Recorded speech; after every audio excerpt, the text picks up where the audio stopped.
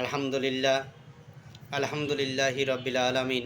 সমস্ত প্রশংসা মহান আল্লাহ রাব্বুল আলামিনের জন্য। আসসালাতু ওয়াসসালামু আলা রাসূলিল কারীম।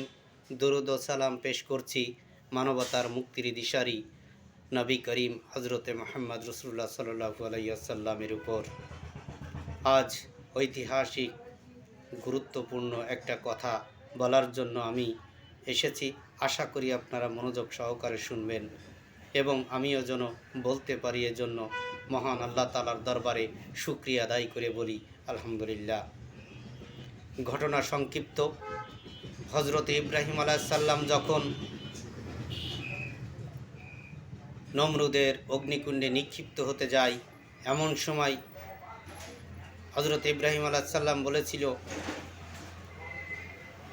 যে নমরুদ আমাকে অগ্নিকুণ্ডে নিক্ষেপ করছে, এতে আমার কোনো দুঃখ নেই, কিন্তু বড় দুঃখ হলো আমার জন্মদাতা পিতা নিচে রশি ধরে আছে।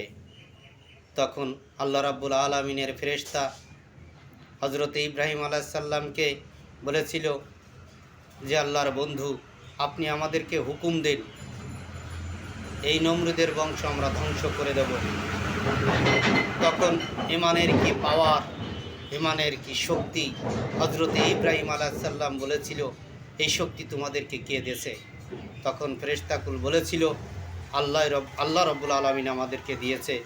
তখন হজরত ইব্রাহিম আলাইহিস সালাম বলেছিলেন, সেই আল্লাহ কি দেখছে না যে তার বন্ধুকে অগ্নিকুণ্ডে নিক্ষেপ করছে? তাহলে তোমাদের কাছে কেন আমি সাহায্য চাবো?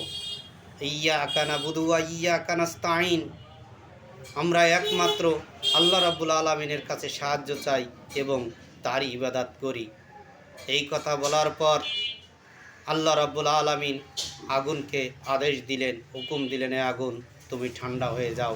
অতএব এ থেকে আমরা বুঝতে পারলাম যে আমাদেরকে কার কাছে সাহায্য চাইতে হবে, কে আমাদেরকে সাহায্য করার মালিক। অতএব দুনিয়ার এই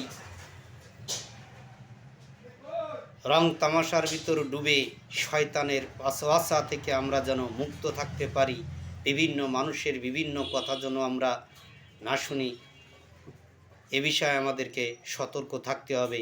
সাহায্য চাইতে হবে একমাত্র আল্লাহ রাব্বুল আলামিনের কাছে, কারণ আল্লাহ রাব্বুল আলামিন বলছেন হাসবুনাল্লাহু ওয়া নি'মাল ওয়াকিল। কারণ আল্লাহ রাব্বুল আলামিন হলেন আমাদের প্রকৃত অভিভাবক। সাহায্য চাইতে হলে আমরা তার কাছেই সাহায্য চাইব। এই সংক্ষিপ্ত কথা বলে আমি আমার কথা এখানেই শেষ করছি। ওয়া আখিরি দাওয়ানা আলহামদুলিল্লাহি রাব্বিল আলামিন ওয়া মা তাওফীকি ইল্লা বিল্লাহ। আসসালামু আলাইকুম ওয়া রাহমাতুল্লাহি ওয়া বারাকাতুহু।